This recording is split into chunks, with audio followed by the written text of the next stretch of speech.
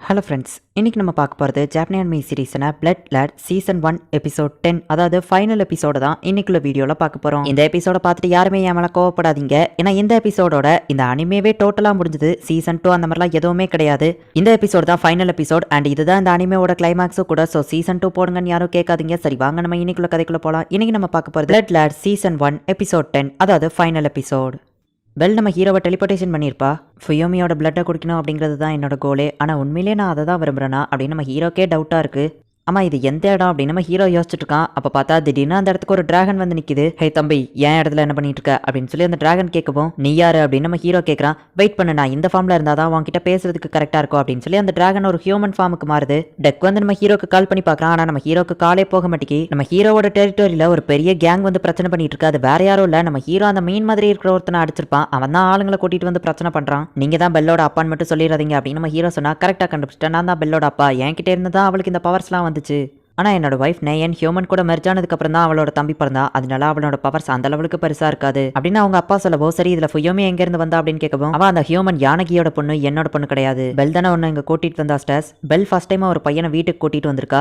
ஆனா நீ அவளுக்காக வரல, அந்த யானகியோட பொண்ணு ஃபியோமிக்காக தானே வந்திருக்க அப்படின்னு சொல்லி அவன் கேட்கறான். இந்த சர்வன் பாக்குறதுக்கு அப்பா மாதிரியே இருக்காரு. இவர் அப்பாவோட டபுள் கேங்கரா இருக்கும்னு நினைக்கிறேன். அப்பாவும் இவரும் மீட் பண்ணிடக்கூடாதுன்னு தான் அம்மா இவங்க வர வச்சிருக்காங்க போல அப்படின்னு சொல்லிட்டு, நேயனுக்கும் உங்களுக்கும் என்ன ரிலேஷன்ஷிப் அப்படின்னு சொல்லி நம்ம ஹீரோயின் கேட்கறா. என்ன திடீர்னு எங்க அம்மாவை பார்த்து சந்தேகப்பட்டு இப்படி கேட்கற அப்படின்னு சொல்லி பெல் ஷாக் ஆகுறா. ஆக்சுவலி என்ன இந்த இடத்துல வேலைக்கு சேர்த்ததே அவங்களோட அப்பா தான் அப்படின்னு சொல்லி அந்த சர்வன் சொல்றாரு. என்னோட லைஃப்லயே நான் யாருக்காகவோ பயந்ததில்ல, 14 வருஷத்துக்கு முன்னாடி அப்படின்னு சொல்லி பிளாஷ்பேக் சொல்றாரு. அவங்க அம்மா 2 பேருமே இப்ப மெர்ஜ் ஆயிட்டதுனால அவங்க ஒரே ஆளுக்குள்ள 2 பேரோட மெமரிஸுமே இருக்காது. அவங்க 2 பேர் ஹஸ்பண்டையுமே அவங்க லவ் பண்றாங்க. 2 பேர்ல யாராச்சும் ஒருத்தர் ஒன்னால டிசைட் பண்ண முடியாது. பேசாம இல்லைன்னா நம்ம 5 பேருமே ஒரே ஃபேமிலியா வாழலாம் அப்படின்னு சொல்லி பெல்லோட அப்பா சொல்றாரு. பெல்லோ நம்ம ஹீரோயினும் விளையாண்டுட்டு இருக்கும்போது பெல் ஃபர்ஸ்ட் டைமா மேஜிக்கை கிரியேட் பண்ணி அந்த பிளாக் கர்டைனை வர வைக்கிறா. நம்ம பொண்ணு ஃபர்ஸ்ட் டைமா மேஜிக் யூஸ் பண்ணிட்டா அப்படின்னு சொல்லி பெல்லோட அப்பா அம்மா சந்தோஷப்படுறாங்க. எனக்கு இதுல சந்தோஷம் இல்ல, ஏன்னா ஃபுயோமியோ விட்டா அவ பின்னாடியே போயிருப்பா. அவளுக்கு இந்த டீமன் வேர்ல்ட் எல்லாம் பத்தி தெரிய வேணாம், அவ ஒரு ஹியூமனாவே வளரட்டும். நான் ஃபுயோமியை பாத்துக்கிட்டேன், நீ அவன் கூடயே போ அப்படின்னு சொல்லி அவங்க அப்பா அனுப்பி வைக்கிறாரு. என் லைஃப்ல நான் யாரை பார்த்துமே பயந்ததில்ல, ஆனா அந்த யாமிக்கியை பார்த்து தான் நான் ஃபர்ஸ்ட் டைமா பயந்தேன். அவளை ஹாப்பியா வச்சிரு, அவ கண்ல இருந்து ஒரு சொட்டு கண்ணீர் வந்தா கூட உன்னை கொன்றுவேன் அப்படின்னு அவங்க அப்பா சொன்னாரு. என் லைஃப்ல நான் யாரை பார்த்துமே பயந்ததில்ல, ஆனா அவன் சொன்ன அந்த வார்த்தை என்ன ரொம்பவும் பயப்பட வச்சுச்சு. ஏன்னா அவன் சும்மா பேச்சுக்கு சொல்லல, அவன் சொன்ன ஒவ்வொரு வார்த்தையும் சீரியஸானதா இருந்துச்சு அப்படின்னு சொல்லி அவன் நம்ம ஹீரோவா அடிக்கிறான். இங்க அந்த போலீஸ் ஆஃபீஸர் இன்னும் இறந்து போல அப்படிங்கறத அந்த ஸ்ட்ரிக்டான போலீஸ் ஆஃபீஸர் கன்ஃபார்ம் பண்றான். பேரோஸ்ன்னு இறந்து போலங்கிறது இப்போவாச்சும் உனக்கு தெரிஞ்சுதா அப்படின்னு சொல்லி நம்ம ஹீரோவோட அண்ணன் கேட்குறான். உன் மேலே ஒரு ஸ்க்ராட்ச் கூட விழாம உன்னை சேஃபாக பார்த்துக்கிடணும்னு சொல்லி கிங் சொல்லியிருக்காரு. அந்த லெவலுக்கு உங்களுக்குள்ள என்ன சீக்ரெட் இருக்கு அப்படின்னு அந்த ஆஃபீஸர் கேட்குறான். எனக்கு இன்னும் 3 நாள் தான் டைம் இருக்கு, நீ தேவையில்லாம என் வழியில குறுக்க நிற்கிற. நான் அரசரை காயப்படுத்த மாட்டேன்னு சொன்னல, அது பொய் தான். என்னால் அந்த நாளை இன்னும் மறக்கவே முடியாது. இப்போ இருக்கிற அரசரை போட்டு தள்ளிட்டு இந்த இடத்த ஒரு சூப்பரான பிளேஸா நான் மாத்தி காட்டுறேன் அப்படின்னு அவங்க அண்ணன் சொல்றான். இங்க நம்ம பெல்லோட அப்பா ஹீரோவை போட்டு அடிச்சிட்டு இருக்காரு. ஃபியோமியை ரெசரக்ஷன் பண்ணி அவளை வீட்டுக்கு அனுப்புறது தான் ஒரு நல்ல விஷயம், ஆனா நீ அதை பண்றதுக்காக ட்ரை பண்ணல, நீ அவளோட ரத்தத்தை குடிக்கிறதுக்காக தான் ட்ரை பண்ற அப்படின்னு சொல்லி யாமகி என்கிட்ட எல்லாத்தையும் சொல்லிட்டான். நான் நினைச்சோம்னா இப்பவே என்னால உன்னை கொல்ல முடியும், ஆனா இந்த டீமன் வேர்ல்ட்லயே ஃபியோமியை திரும்ப உயிரோட கொண்டு வரது ஒரே ஒருத்தனால மட்டும்தான் முடியும், அது நீ தான் ஸ்டர். உங்க அண்ணன் பிராஸ் கிட்ட நாங்க ஃபர்ஸ்டே கேட்டு பார்த்தோம், நீ ஆசைப்பட்டா மட்டும்தான் அவன் அவளை திரும்ப உயிரோட கொண்டு வருவேன்னு சொல்லியிருக்கான் அப்படின்னு பெல்லோட அப்பா சொல்லவோ, ஓ அப்படியா அப்படின்னு சொல்லி நம்ம ஹீரோ அசால்ட்டா அவன் அட்டாக் எல்லாம் தடுக்கிறான். உண்மையை சொல்லு, நீ அவளை பத்தி உண்மையிலேயே என்ன ஃபீல் பண்ற அப்படின்னு சொல்லி அவங்க அப்பா கேட்கறாரு. இங்க அதே நேரத்துல பெல்லுமே நம்ம ஹீரோவை லவ் பண்றா. ஸ்ட்ரெஸ் பத்தி நீ என்ன நினைக்கிற அப்படின்னு சொல்லி நம்ம ஹீரோயின் கிட்ட கேட்கறா. நீ என்ன கேட்க வர எனக்கு புரியல அப்படின்னு ஹீரோயின் சொல்றா. உண்மையை சொல்லணும்னா நான் அவளோட ரத்தத்தை குடிக்கலான்னு தான் ட்ரை பண்ணேன், ஆனா அது என்னால முடியல.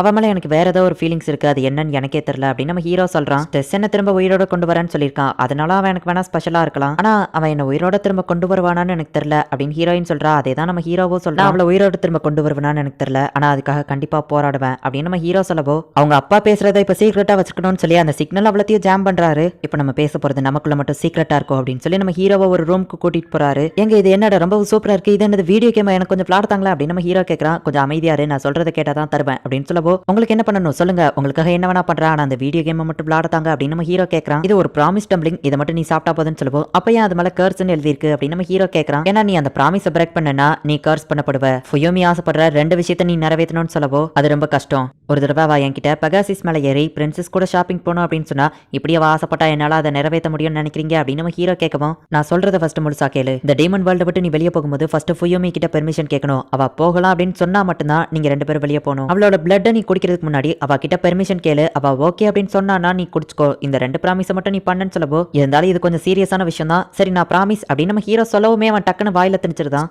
உண்மையிலேயே நீ ஒரு ஹீரோ, கொடுத்த வார்த்தையை காப்பாத்துவ அப்படின்னு ஒரு காடஸ் மாதிரி ஒரு பொண்ணு வந்து சொல்லவோ, ஆமா காடஸ் நான் ஒரு ஹீரோ, கொடுத்த வார்த்தையை காப்பாத்துவேன் அப்படின்னு நம்ம ஹீரோ நினைக்கிறான். உன்னோட ப்ராமிஸை நீ மறக்காத அப்படின்னு சொல்லவோ, நான் மறக்க மாட்டேன் அப்படின்னு நம்ம ஹீரோ சொல்றான். அது ஜஸ்ட் ஒரு தூக்கம் வர வைக்கிற டம்ப்ளிங் தான். இந்த பொம்மையை வச்சு நான் கொஞ்சம் ஓவரா போயிட்டனும். சரி ஓகே அவன் நம்பிட்டான் அப்படின்னு சொல்லி அவங்க அப்பா நினைக்கிறாரு. இப்போ நையானை தான் சமாளிக்கணும் அப்படின்னு சொல்லி அவர் அங்க இருந்து போறாரு. நீ இறந்து போயிட்டியோ நான் பயந்துட்டேன் தெரியுமா அப்படின்னு சொல்லி நம்ம ஹீரோயின் வந்து நம்ம ஹீரோவை எழுப்புறா. அந்த உலகத்தை விட்டு வெளியே போறதுக்கான எக்ஸிட் பக்கத்துல தான் அவங்க 2 பேரும் இருக்கிறாங்க.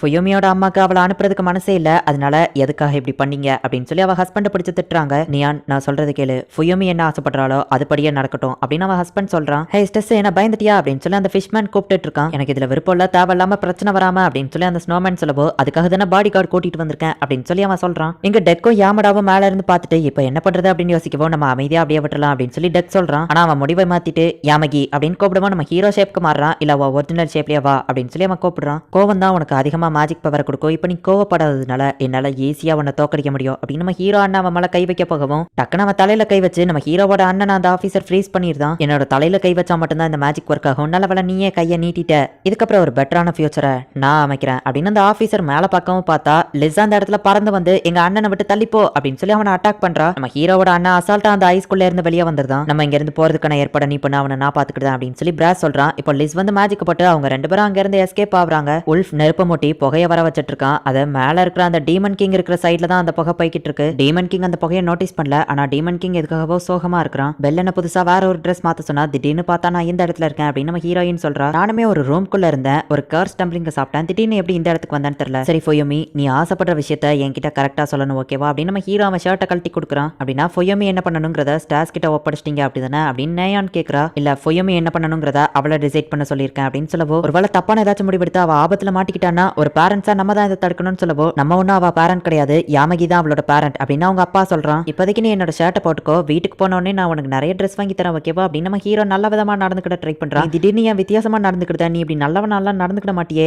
ஏதோ எனக்கு பயமா இருக்கு அப்படின்னு சொல்லி அவ சொல்றா. நம்ம ஹீரோ உண்மையிலேயே அது கர்ஸ் டம்ப்ளிங் தான் நினைச்சு ஏதாச்சும் ஆயிருமோன்னு சொல்லி பயந்துட்டு இருக்கான். இங்க நம்ம ஹீரோவோட டெரிட்டரியில சண்டை போட வந்த எல்லாரையும் டெக் போட்டு பொழந்து கட்டிட்டு இருக்கான். யாமகியை எல்லாரும் போட்டு அடிச்சிட்டு இருக்கமோ அவன் செம டென்ஷன் ஆகி ஒரு டிராகனா மாதிரி எல்லாரையும் அட்டாக் பண்ண ஆரம்பிக்கிறான். மீன் தலையனுக்கு பாடி கார்ட்ஸா வந்தவனுங்களே பயந்து ஓடி போயிருந்தானுங்க. உன்னை ரெசரக்ஷன் பண்ணணும்னு சொல்லி நான் தான் முடிவெடுத்தேன். ஆனா உனக்கு ஆபத்துன்னு வர எந்த டைத்திலயுமே நான் அவன் கூட இல்லவே இல்லை அப்படின்னு நம்ம ஹீரோ சொல்லப்போ, ஆமா அதே எதுக்கு இப்ப சொல்ற அப்படின்னு அவ கேட்கறா. உல்ஃப் நீ என் கூட சண்டை போடும் போது எதுக்காக டிரான்ஸ்ஃபர்மேஷன் ஆகல, அந்த லெவலுக்கு நான் ஒர்த் இல்லையா அப்படின்னு சொல்லி உல்ஃப் கிட்ட அடிவாங்கன்னு ஒருத்தன் கேட்கறான். இல்ல நான் ஒருத்தனை விட ரொம்பவும் ஸ்ட்ராங்கா மாதிரி அவனை ஜெயிக்கணும், அது வரைக்கும் உல்ஃப் ஃபார்மையே நான் எடுக்க மாட்டேன், நீ உண்மையிலேயே ஒரு நல்ல ஃபைட்டர் தான் அப்படின்னு உல்ஃப் சொல்றான். அக்ரோபோலிஸ்ல இருந்து உல்ஃப்க்கு யாரோ ஒருத்தங்க மெசேஜ் கொண்டு வருவோம், யாரா நீ அப்படின்னு சொல்லி உல்ஃப் கேட்கறான். நிறைய அனிமே பார்த்தா அதுல வர ஹீரோ மாதிரியே தான் இருக்கணும்னு நான் ஆசைப்பட்டிருக்கேன். ஆனா ஹியூமன் வேர்ல்டுல எனக்கு தெரிஞ்ச உண்மையான ஒரு ஹீரோ இருக்காரு, அவரை நான் மைண்ட் கண்ட்ரோல் பண்ணேன் அப்படின்னா நான் ஒரு வில்லன் தானே, அப்படின்னா இத்தனை நாள் நான் வில்லனாவே தான் இருந்திருக்கேன். ஆனா இதுக்கப்புறம் அப்படி இருக்க போறது இல்ல, நீ இறந்த உடனே உன்னை ரெசரக்ஷன் பண்ணணும்னு நான் தான் முடிவு பண்ணேன். ஆனா உன்னோட விருப்பத்தை நான் கேட்கவே இல்லை, நீ ஆசைப்பட்டேன்னா சொல்லு, நான் உனக்காக ஒரு ஹீரோவா மாறுறேன் அப்படின்னு நம்ம ஹீரோ சொல்லவா அவ வெக்கப்பட்டு இருக்கா. ஹே நான் உன்ட்ட கேட்கறது ஒன்னே ஒண்ணுதான், அதுக்கு ஒழுங்கா பதில் சொல்லு, உனக்கு ரெசரக்ஷன் ஆகுறதுல விருப்பம் இருக்கா இல்லையா அப்படின்னு சொல்லி கேட்கவும், திரும்பவும் இவன் நார்மலா மாறிட்டான் அப்படின்னு சொல்லிட்டு ஆனா பெல் சொன்னதை யோசிச்சு பாக்குறா. ரெசரக்ஷன் ஆனா இப்போ நடந்த எல்லாத்தையுமே அவ மறந்துடுவா. நான் இறந்து போன அன்னையில இருந்தே நிறைய விஷயங்களை யோசிச்சு பார்த்திருக்கேன். எங்க அப்பா டெய்லி ஒழுங்கா பிரேக்ஃபாஸ்ட் சாப்பிட்றாரா இல்லையா அப்படின்னு சொல்லி. ஆனா நான் இப்ப இறந்து போயிட்டேன், நான் இப்ப டீமன் வேர்ல்டுல தான் இருந்தாகணும், ஆனா நான் உயிரோட திரும்ப வந்தா நல்லா இருக்கும் தான் அப்படின்னு நம்ம ஹீரோயின் சொல்லவோ, அப்படின்னா நீ தான் திரும்ப உயிரோட வர ஆசைப்படுற, அப்படின்னா இது ஏன் கணக்குல சேராது, நீ ஆசைப்பட்டதை நான் நிறைவேற்றுறேன் அப்படின்னு சொல்லி நம்ம ஹீரோ அந்த கர்ஸுக்கு பயந்து பேசிட்டு இருக்கான். நம்ம ஹீரோ ஏன் இப்படி பேசுறாங்கிறதே அவளுக்கு எதுவோ புரியல. சரி இப்பதான் நான் உன்கிட்ட உண்மையான கேள்வியே கேட்க போறேன், உன்னோட ஆசை என்னன்னு சொல்லு, நீ இந்த இடத்த விட்டு வெளியே போக தயாரா அப்படின்னு நம்ம ஹீரோ கேட்கறான். ஆனா இந்த டோரை ஹைட்ராவோட ஃபேமிலியால மட்டும் தான் ஓப்பன் பண்ண முடியும்னு நினைச்சா அப்படின்னு நம்ம ஹீரோயின் சொல்லவோ, நம்ம ஹீரோ சிரிச்சுக்கிட்டே உன்னோட ஆசை என்னன்னு சொல்லி நம்ம போலாமா அப்படின்னு சொல்லி கேட்கறான். நீ இப்படி திரும்பவோ கிரீப்பியா பேசாதான் எனக்கு பயமா இருக்குன்னு சொல்லப்போ, நான் நார்மலா தான் பேசுறேன் அப்படின்னு நம்ம ஹீரோயின் சொல்றா. யாமகி பாசம் வச்சிருக்கிற இன்னொரு ஆளையும் அவன்கிட்ட இருந்து நான் பிரிக்க தயாரா இல்ல அப்படின்னு சொல்லி அவங்க அப்பா சொல்லவோ, ஆனா என் பொண்ணை பிரியறதுக்கு நான் தயாரா இல்ல அப்படின்னு அவங்க அம்மா சொல்றாங்க. இதுக்கப்புறம் தான் ஸ்டெஸ் வாழ்க்கையில நீ நிறைய போராட்டங்களை சந்திக்க போற அப்படின்னு சொல்லி அவங்க அப்பா மனசுக்குள்ள நினைக்கிறாரு. இங்க நம்ம ஹீரோவோட அண்ணன், அப்பா ஒரு வழியா நீங்க திரும்ப வந்துட்டீங்க அப்படின்னு சொல்றான். இந்த இடத்துலயே தி எண்டன் போடுறாங்க. தி எண்ட் அப்படின்னு போட்டுட்டாங்கனாலே படம் முடிஞ்சது அப்படின்னு அர்த்தம். ஸோ இதோட இந்த அனிமே முடிஞ்சது. செகண்ட் சீசனோ இல்ல இதுக்கப்புறம் வேற ஏதாச்சும் கதையோ ஓவியே எதுவுமே கிடையாது. இப்போ நீங்க பார்த்த இந்த எபிசோட் தான் இந்த அனிமேவோட கிளைமேக்ஸ். சீசன் 2 வரதுக்கு 99.9% சான்ஸ் கிடையாது. அந்த 0.1%ல சீசன் 2 ரிலீஸ் பண்ண மாட்டாங்களா அப்படின்னு சொல்லி நானும் வெயிட் பண்ணிட்டு இருக்கேன். ஆனா கண்டிப்பா அவங்க ரிலீஸ் பண்ண மாட்டாங்க. இந்த அனிமே ரொம்பவும் நல்லா இருந்துச்சு, எனக்கு பிடிச்சிருந்துச்சு. எனக்கு பிடிச்ச இந்த அனிமேவை நீங்களும் பார்க்கணும். இந்த கதையும் ரொம்பவும் சூப்பரா இருக்கு. உங்ககிட்ட எக்ஸ்பிளைன் பண்ணணும் அப்படிங்கிறதுக்காக தான் நான் இந்த கதையை போட்டேன். இந்த அனிமேவை பத்தி நீங்க என்ன நினைக்கிறீங்க அப்படிங்கறத முடிஞ்சா கமெண்ட்ல சொல்லுங்க. அண்ட் உங்களுக்கு இந்த வீடியோ பிடிச்சிருந்தது அப்படின்னா லைக் பண்ணிட்டு அப்படி மறக்காம நம்ம சேனலை சப்ஸ்கிரைப் பண்ணிருங்க. தேங்க்யூ ஃபார் வாட்சிங். Bye guys. இன்னொரு புது அனிமேல ஃபர்ஸ்ட் எபிசோட்ல மீட் பண்ணலாம். Secret message. நெக்ஸ்ட் அனிமே கண்டிப்பா நீங்க ஆசைப்பட்ட மாதிரியே உண்மையான கிளைமேக்ஸ் இருக்கிற அனிமேவை தான் நான் போடுவேன். நெக்ஸ்ட் அனிமே ரீ லைஃப்.